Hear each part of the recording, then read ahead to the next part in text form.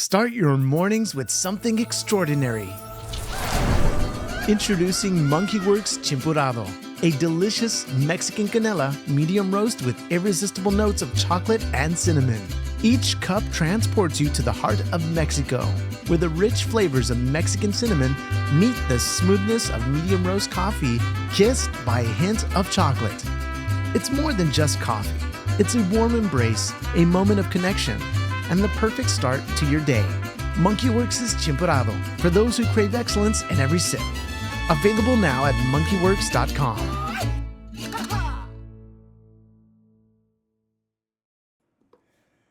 All right. Hey, welcome, folks. Mil-Spec Monkey here. It's going to be your SITREP. It's 10/22/2024, coming to you live here from the Monkey Lounge in the great state of Texas. And today we're going to get into, well, the ultimatum.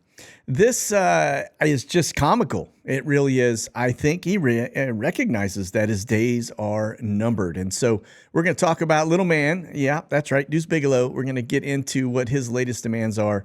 And then, of course, we're going to take a look at the leak that just happened with Israel. It's not good. And but, you know, it's not a surprise either, given the current administration and knowing where their loyalties lie. And that is with Iran and not Israel. So this is going to be a very delicate balance between now and the election, which is not very far off right now. And so we are in that compressed phase.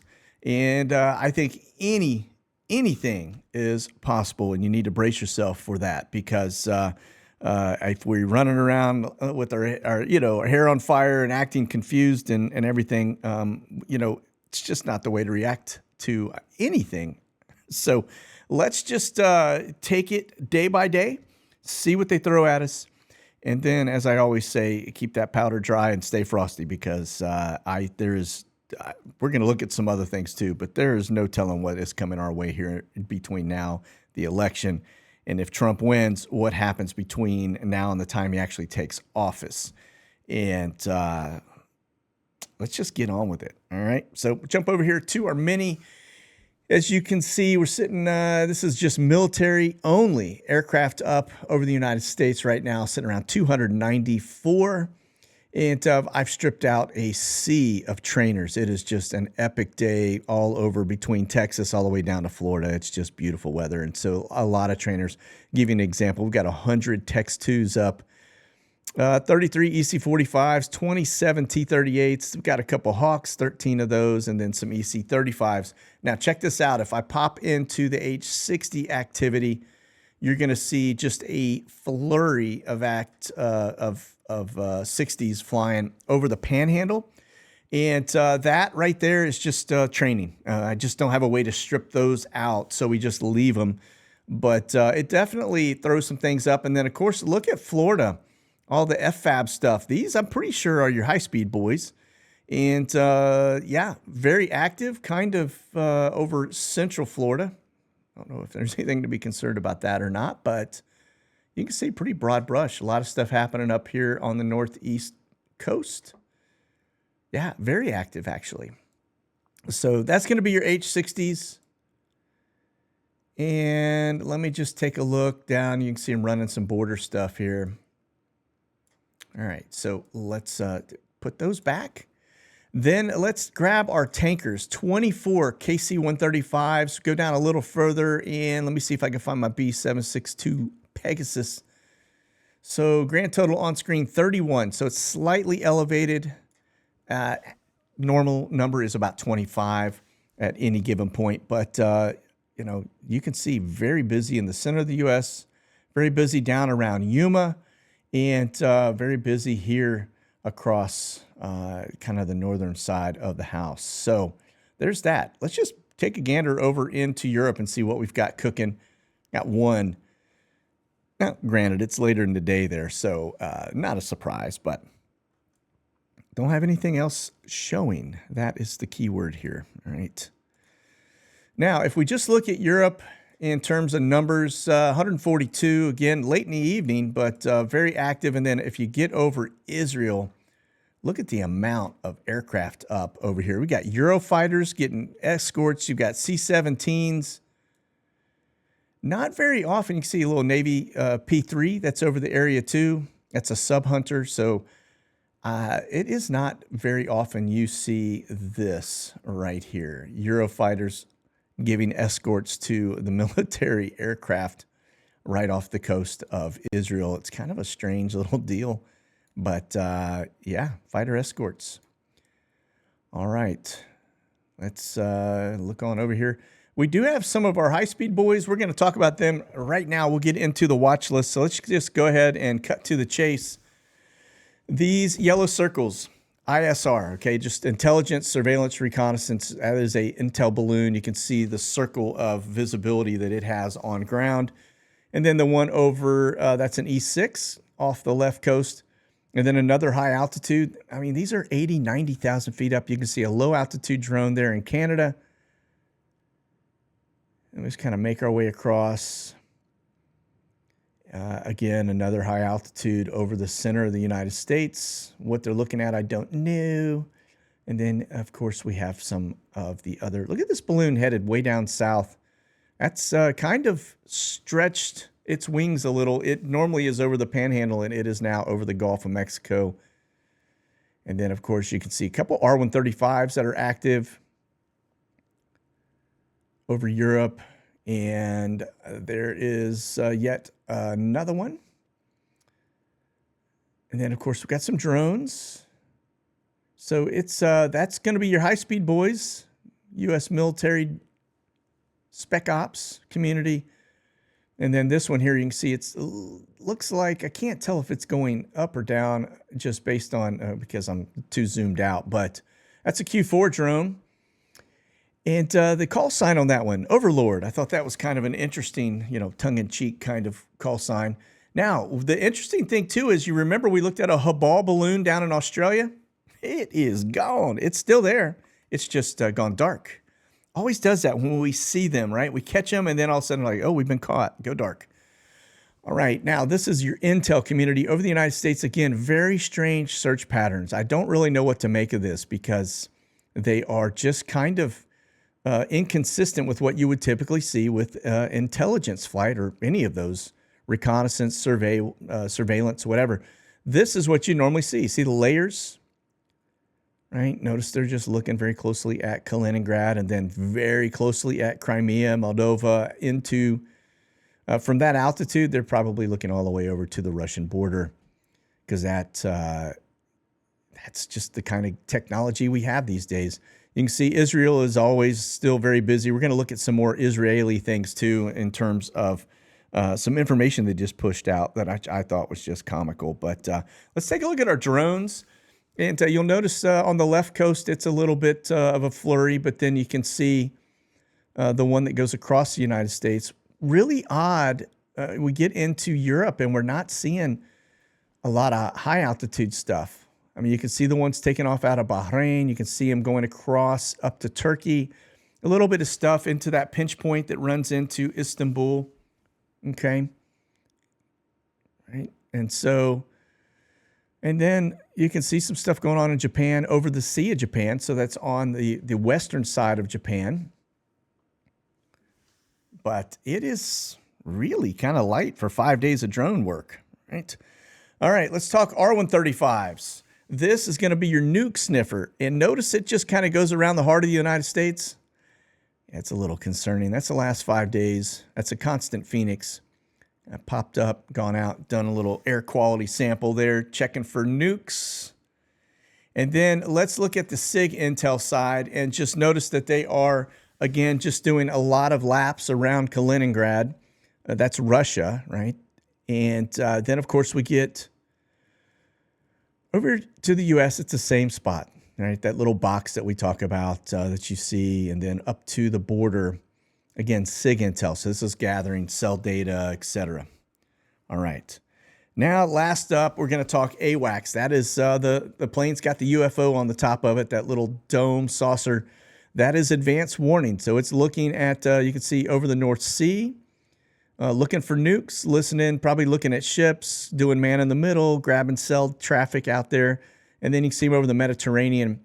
That's a little concerning too, given that we've got a Navy P-3 sub-hunter in the same region. I think they're worried about maybe Iran parking one right off the coastline there of Israel with one of their submarines. And then you can see down to the Arizona, New Mexico border, into Hawaii, down to the Texas southern border, out towards Florida. So now we're going to talk, let's talk air refuelers for a minute. I showed you what was currently up. Let's just jump in and you can see this tells a story, all right? Remember, this is more than likely moving fighters around. I see them coming into the U.S. That tells me somebody else just got deployed out of Hawaii, probably F-22s. And then you can see them going across the drink. You can see the little flurry, like some thick lines here in the U.S. That's kind of unusual. Out there towards Jacksonville Naval Air Station. And then, like I said, you can see the flights going across the drink. Another indicator you're moving some things over to that region. Right. And then, of course, we had some B-2s that just struck Yemen, and there may be a trace or two that's tied to that effort. But you can see, look at this broken one headed down into Africa towards Niger. You can see some broken ones headed over towards Syria, on top of Iraq, down into the Middle East, etc. So that's going to be your air refuelers. Now, let's talk Ruskies. And then we're going to get into the Ruski stuff here in just a minute. Well, I said let's talk Ruski. Let me actually pop that up. There you go. Notice this one down there, Rio de Janeiro. So probably tied to BRICS, who knows? But we definitely got some activity going on with BRICS as well as they are meeting again. And you can see, I mean, they're in and out of Israel. They're in and out of Qatar. Super heavy traces. You can see, it looks like we can maybe have some stuff that goes into Iran. Kind of hard to tell. I think that is landing there in Iran. So probably giving them some more missile defense since they know the plan.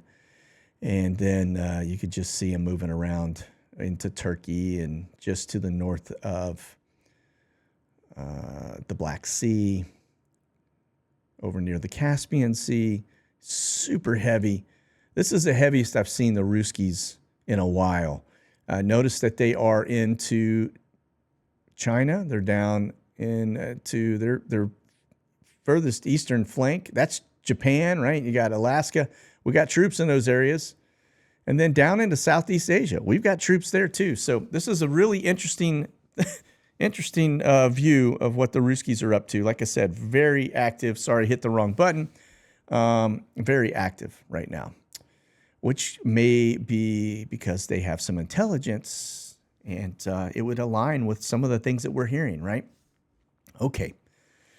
Let's get into some of the news. I want to show you something that came across my feed, and we've talked about it a little bit. I will tell you, this is very concerning because of who issued it. It was one of the former Obama cronies that actually made this update to DOD 5240.01, which is, it's tied to intelligence-related stuff, but it's also tied to national security and law enforcement and civil authorities and the use of force.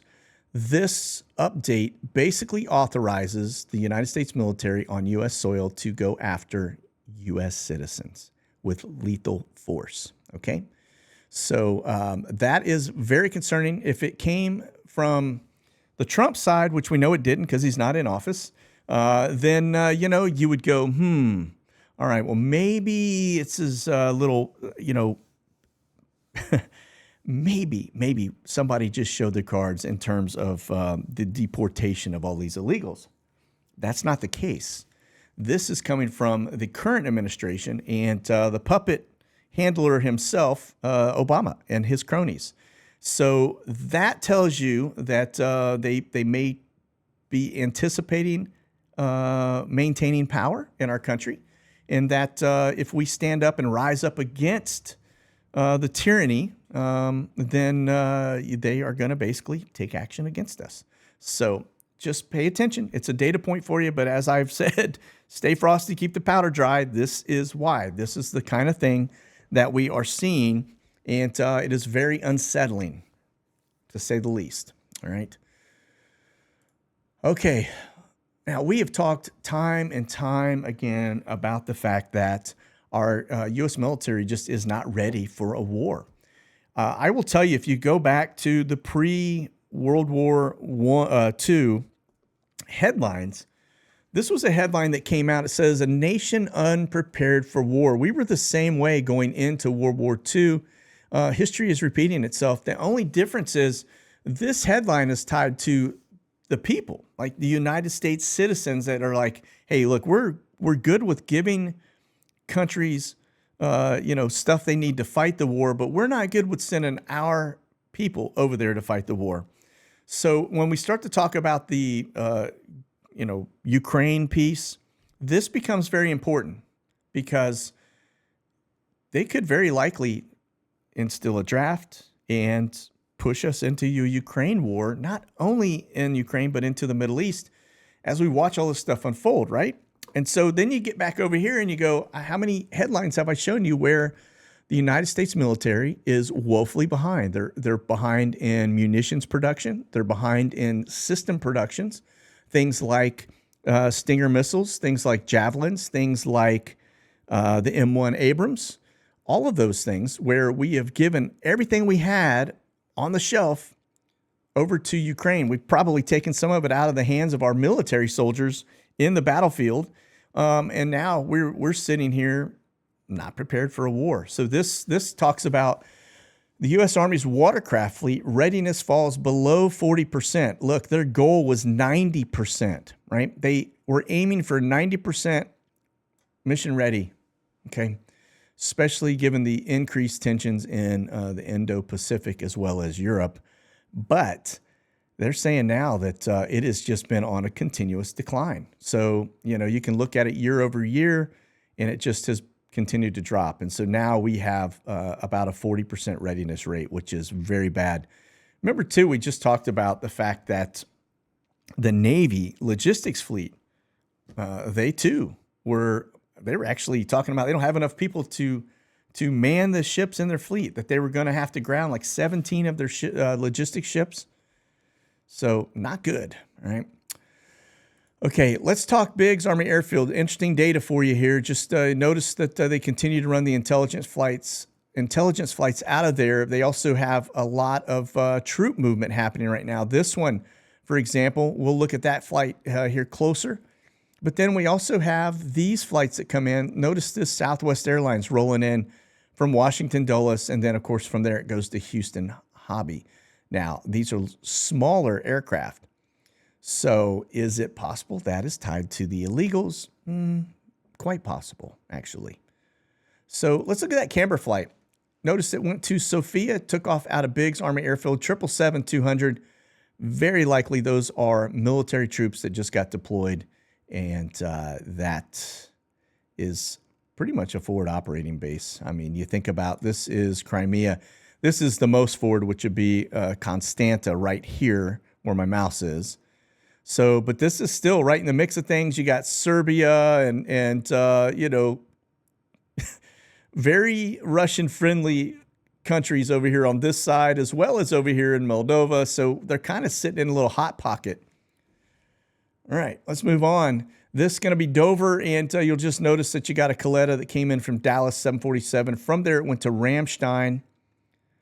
Now, let's talk, because some of these, you've got 747s, but look at the C-17 activity in the last 5 days here.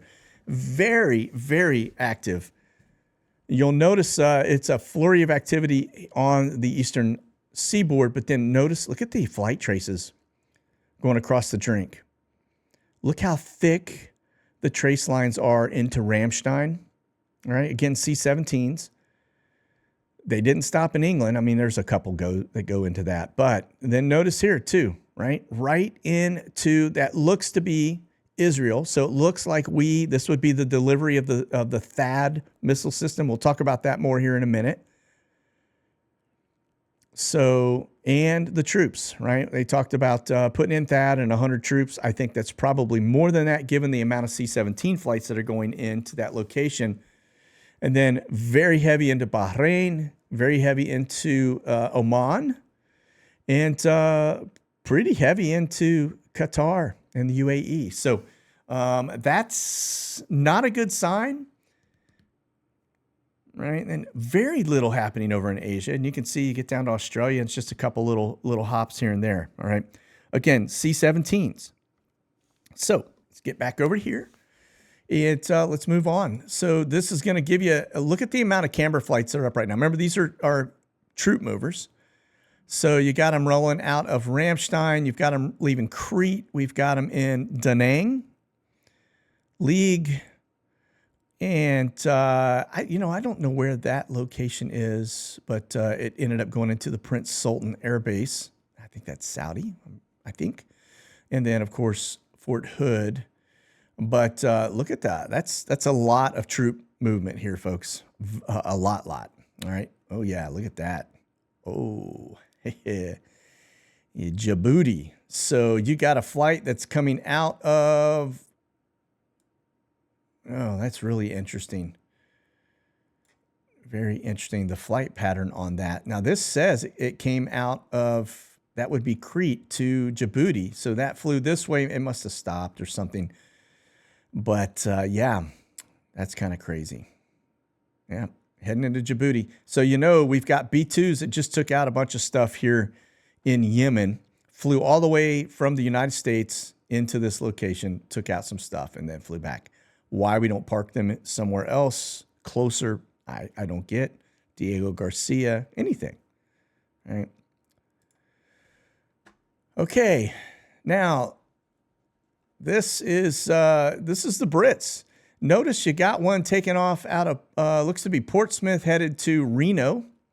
Now, this is, to me, it's a little concerning. We'll watch for a lot of the foreign stuff like the German Air Force and the Brits, etc., because we're running up on an election. You see use of force authorization by DOD and their new directive. Of course, that is a direct conflict with Posse Comitatus. But... now, all of a sudden, you start to see a lot of the NATO countries flying in. Are they, we going to have some peacekeeping stuff happening? I just don't know what's going on here. But we'll keep a close eye on it. But that is a lot of traffic in and out of the United States, all right? And then, of course, you can see this one rolling out of Cyprus. Looks to be headed home. I don't know what that little one is, but it's also very busy board from the Brit perspective. All right, here's your RZE Poland. I'm just going to take a quick gander, see if we got any big boys landing. And I see a Reach C-17 that came in. German Air Force. And then, of course, Base Commander that's rolling out of Wiesbaden. But I'm not seeing the big deliveries. Very interesting. Okay, this is going to be your NOTAM. So we're going to just take a quick look at what's going on here. Notice the amount of circles and rings over Tel Aviv and that general area. And then we get down into Saudi, and it's still very, very populated down here in terms of these TFRs. Just look at Europe in general. It's just a complete mess. So many boxes around the northern side. Most of these are danger boxes, by the way. So that's something we need to keep an eye on. This is looks to be weather related. Right, we'll take a look here just real briefly because this is a storm that's in here. And I'm just going to point this out because I think it is the screwiest thing I've ever seen with storm direction. There's nothing, the way this thing hard writes, the way it is and cuts, you would think there was a low pressure that was just camped out right here, or a high pressure something camped out right here that's going to keep that from coming in. This storm just came over, and then all of a sudden it just camps a little bit over Cuba and boop, out. Very unusual pattern for a hurricane. Very unusual. Almost like they're directing these things away from the U.S. Now, the other thing, too, I did want to point out, there's just a sea of activity. It's all political stuff. Most of that is going to be more than likely between Trump and Kamala. And then you can see somebody's headed up here to Greensboro. The smaller side indicates that that's going to be either Trump or Kamala. This is going to be flashbang. All right. All right. who has gotten very quiet, which is, I think they don't want him on the campaign trail because he's doing damage in addition to her own doing damage. So let's talk just for a second as we're looking at this before we get into RZE, et cetera. I'm going to pop over into, oh, by the way, hang on. Let me take the nation one. Let me hide that. Oh, sorry about that. Just pointing out, Captain Obvious here. So look at this piece. Kamala Harris basically has, if you look at her plan, it is to import more diversity migrants to American towns, as if there weren't enough. Her plan is to just basically open up the southern border, let them in. And so anyway, just want to point that out. All right. And then look at this piece. This is the optics. This is the junk that is happening out there that people are oblivious to. All right. And it says here, Border Patrol officials have informed this particular individual that posted this, that street releases were set to resume again last Friday in San Diego County, adding to the more than 155,000 in the past year. But with the election around the corner, the federal government was worried about the optics. So every day, they're busing illegal immigrants from San Diego to Yuma, Arizona. Remember, that's another immigrant camp, to fly them across the country. So again, this is just, we've come to expect it, all right? A government that just lies to you. They fabricate numbers and jobs and all the other stuff that they do.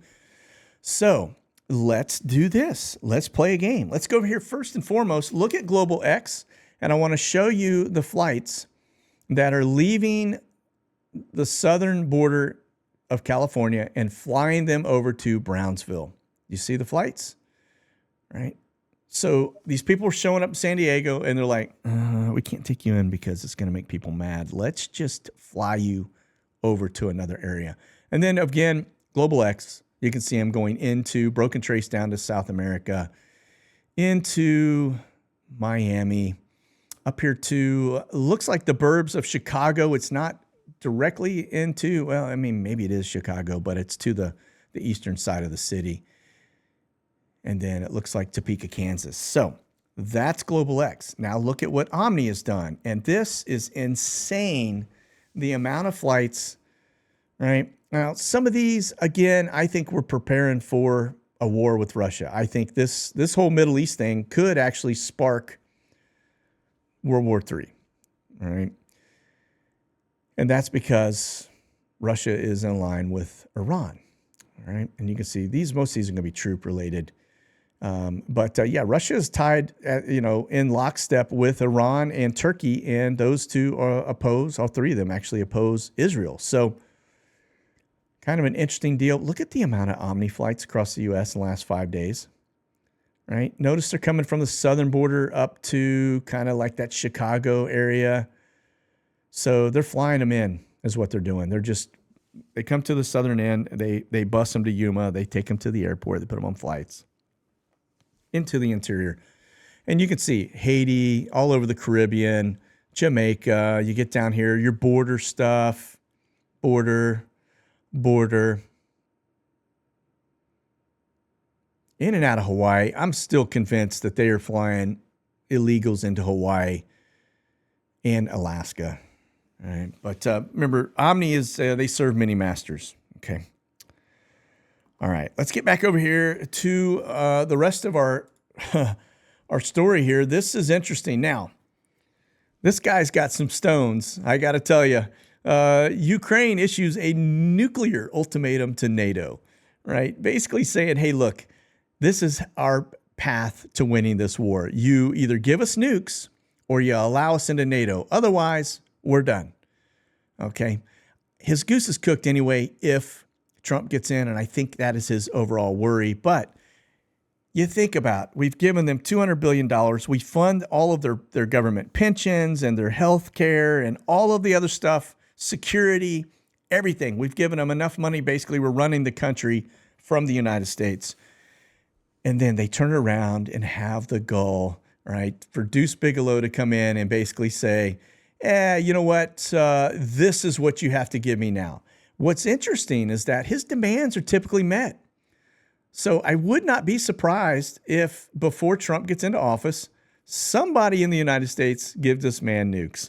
I would not be surprised in the least, right?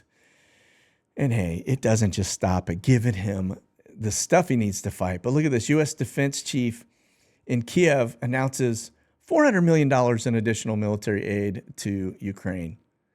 It's just stop the insanity. For the love of God, please stop spending my money. All right, look at this. This is why I think we have a big risk of the United States and NATO getting sucked into this boots on the ground, because Ukrainians are now admitting that they're running out of troops. Now, that came out of the Spanish media, but they're saying it quietly to other folks. And then you look over on the other side, and you've got Russia, who is now training North Koreans who are actually engaged in a fight. So this is a hotbed. I think between this and Syria are probably the two areas that would definitely draw in others to the fight. And then, of course, this is your German Air Force. Just got a couple that are up. All of them look to be over Europe, so that is that's a good thing. It's actually a really good thing.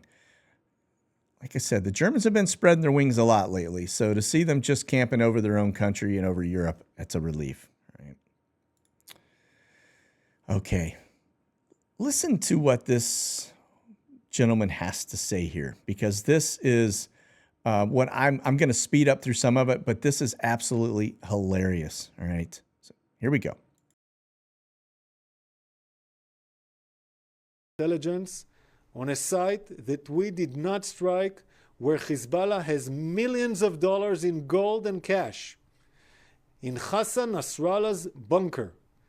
Where is the bunker located? Directly under El Sahel Hospital, in the heart of Beirut, in the Dakhia.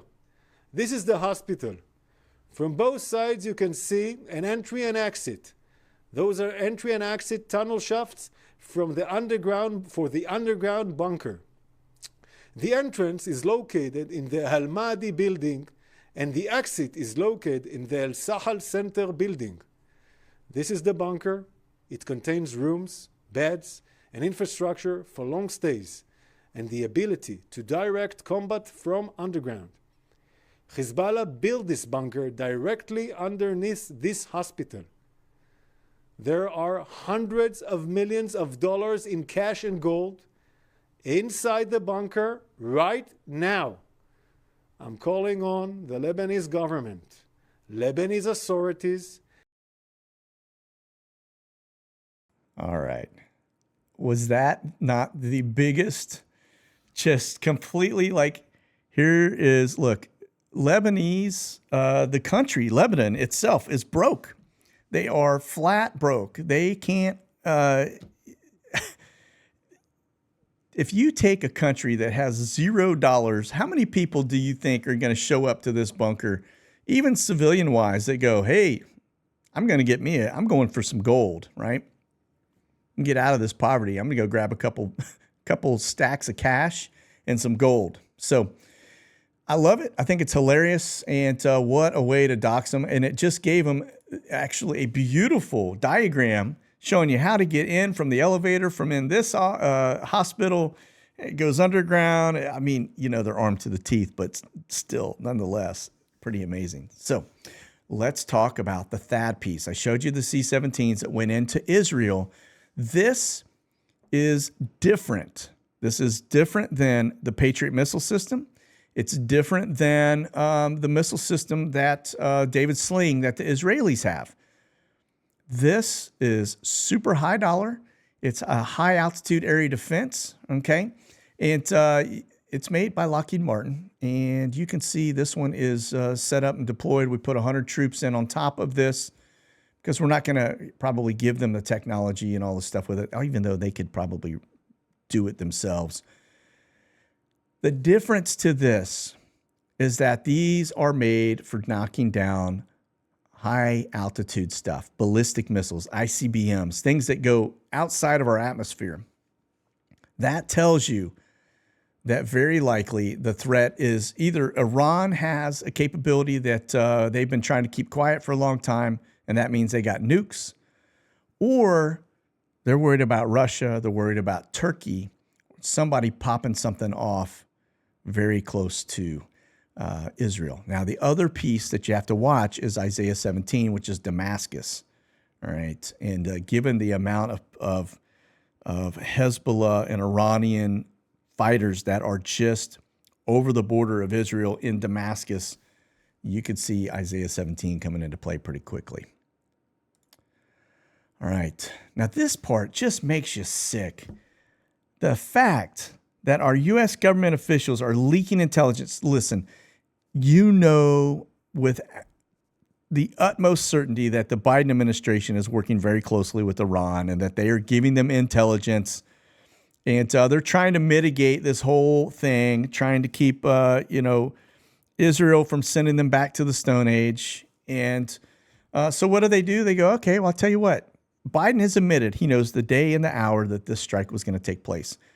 Israel has said it will take place before the U.S. election. All right. Now, some of you may have seen the Alexa video that's running around where the guy asked the question to Alexa about the 2024 election. And Alexa basically comes back and says, there'll be no election because we'll be at war, and the war power is going to lock it all out and down, and the current administration will basically maintain power. That's what Alexa said. Now, is there any truth to that?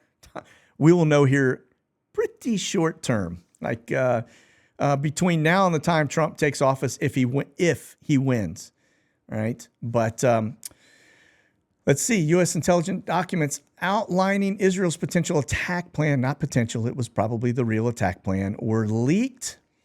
All right. And this, let's just kind of go back on over. They're saying this was an internal leak, that this was not a cyber attack. And it was leaked on a Telegram group. So we've seen this stuff happen before where somebody hands off information to somebody else. Look, if there are people that are out there running these Telegram channels that don't have security clearance, don't have the backgrounds, they don't understand the impact and what it does to them, because they will be held accountable for leaking that information. So this is, it's bad. It really is bad. And so they're saying now that these documents were leaked on this Telegram channel. And let's just keep going, because this will be the last little story part as I've gone over just a little bit, but there's a lot of stuff happening. So it says the FBI believes U.S. intel leak on Israel was likely a government insider and not hacking. That's what we just talked about. And so now they'll be looking to see who basically did the leak. I'm sure we'll hear about it more. But, the other thing, too, that I thought was really, really crazy was that the U.S. government, the DOD, was basically watching Israel via satellite moving their nukes around. That is not good, right? That could tell you, too, that, Israel is prepared to go nuclear with this whole deal. Okay.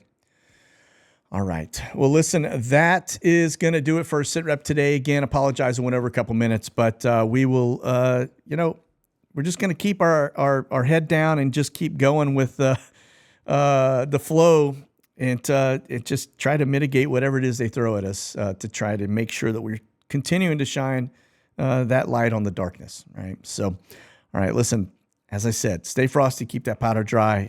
We'll see you soon. God bless. Monkey out. In a world constantly in motion, where skies tell stories untold.